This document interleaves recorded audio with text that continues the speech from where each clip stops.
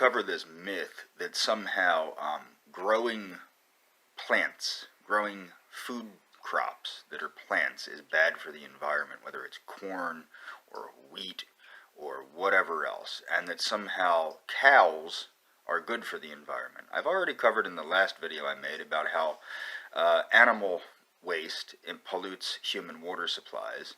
Now I want to get into the benefits of plant agriculture. Now, as many people that follow my channel know, I'm a Pan-American.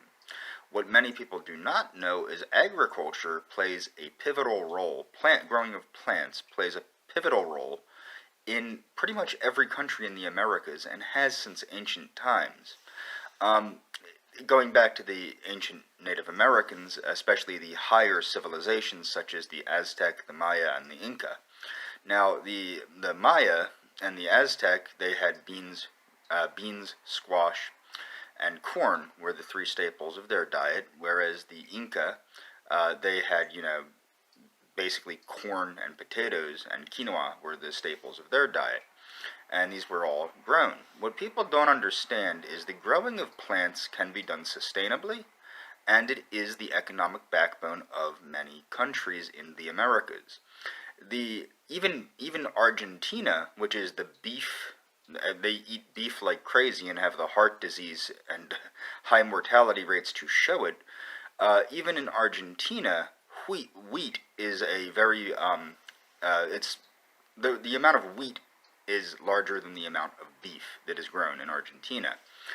My point is this, and I'm going to leave a link to a guy that explains how the destruction of Mexico's agricultural sector has caused the flood of illegal migrants from Mexico and other Latin American countries, but he covers Mexico, into the United States where they can find work that they can do, because what has happened with the industrialization of places like Mexico, through bad dealings with U.S. companies, especially the car companies, has allowed these car companies to go in and decimate these agricultural communities and destroy agricultural jobs that were these people's livelihoods.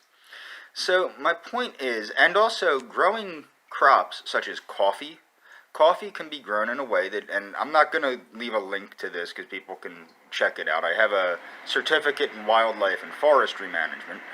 The coffee is being used in South America as a means to preserve the rainforest because you need shade to grow good coffee. So what happens is it helps preserve the rainforest because it's grown in the underbrush. My point is that to say that and beef and other livestock, pigs are okay, chickens are okay, but no matter what, the waste from these animals is very deleterious to the environment, and people will go, what about the pesticides? The pesticides that you put on the plants is bad for the environment too. Yes, but with technology. See, you're not going to make a cow that doesn't crap. You might be able to clone bovine muscle tissue, which does not crap, but you're not going to be able to clone a cow that doesn't, take a dump, okay? And I know this also from having a certificate in wildlife and forestry management. When it comes to managing ranches and things of this nature, the waste products of these animals are very deleterious to the environment. And it's not about global warming, it is about the conservation of the environment. And this is one reason, people go, like I said, I support hunting. I don't participate in hunting because that's not for me, but I support hunting because hunters are big-time conservationists like me because they want the natural environment preserved. What happens with the ranches is, and this is why they control the water supplies and where cattle can graze and where sheep can graze and all this stuff, is because when these animals go to water holes and defecate and urinate all over the place, it pollutes the environment and is very bad to the environment. Now, what I want to point out is, with the use of agriculture to build these economies, you could create, and I'm not going to put a link to Lyndon LaRouche's desalination. I've been a huge believer in a lot of the policies of Lyndon LaRouche, particularly the desalination and the creation of agriculture in the U.S. Southwest. But the good thing about Lyndon LaRouche is he understands the need for better agricultural output.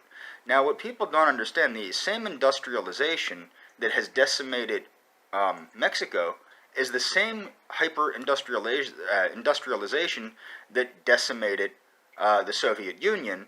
And the method of agricultural nationalism is the same reason why National Socialist Germany basically cured a recession without having to fire a bullet. In the West, we had to use a war to get out of the recession, but National Socialist Germany used a lot of agriculturalist and conservation reforms to basically put people back to work and give a decent food supply. And as people know, the National Socialists, or Nazis as people like to call them, they promoted a vegetarian-based diet to promote the health of their people. And that's what I'm gonna put a bunch of links to a bunch of stuff, but that's the gist of this. A lot of the links I'm gonna put are gonna be on Native American farming techniques and the importance of Native Americans re-embracing indigenous food practices, which were not necessarily animal-based. Everybody likes to say Native Americans ate a lot of animals. No, they didn't. They ate a lot of corn, squash, beans, tomatoes, potatoes, berries, and things of this nature, and some meat, and insects. Insects were a big part too. But that's the gist of this video, and that's the end of it.